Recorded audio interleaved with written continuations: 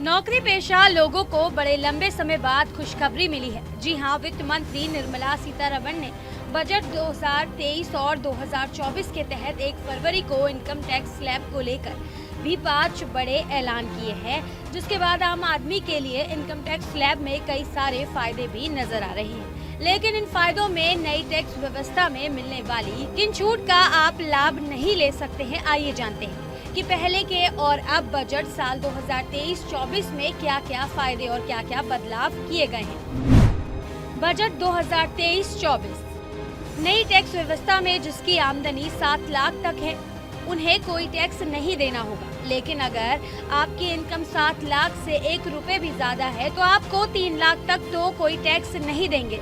फिर इसके बाद बाकी के 4 लाख रुपए पर आपको 5% टैक्स देना होगा, यानी आप पहले वाले टैक्स स्लैब में आ जाएंगे। इसे ऐसे समझिए कि 7 लाख से ज्यादा आय हुई तो आपको 6 लाख तक 15,000 रुपए टैक्स देना होगा, यानी आप 5% टैक्स स्लैब में आएंगे। फिर 9 लाख तक आपकी आमदनी है तो आपको 45,000 रुपए टैक्स देना होगा। 12 लाख तक आमदनी वाले को 90,000 का टैक्स देना होगा।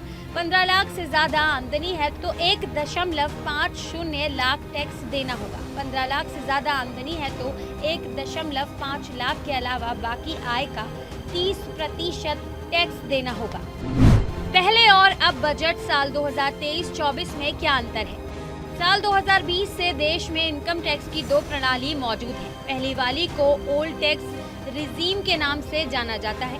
इनकम टैक्स रिटर्न यानी ITR दाखिल करने की प्रक्रिया को आसान बनाने के लिए नई व्यवस्था शुरू की गई थी। हालांकि अभी पुरानी टैक्स प्रणाली को भी बरकरार रखा गया है और ओल्ड टैक्स रिजीम में सेक्शन 80C और 80D जैसे टैक्स सेविंग उपकरणों के जरिए टैक्स पेयर्स टैक्स बचा सकते हैं। इस वजह से नई टैक्स प्रणाली को बहुत ही कम लोगों ने अपनाया और सरकार ने भी इसी के तहत कई सारे बदलाव किए हैं।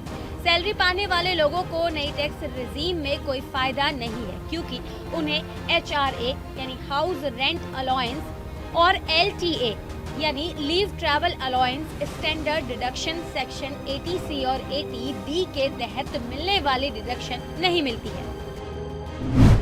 क्या है सेक्शन 80C और 80D प्रणाली?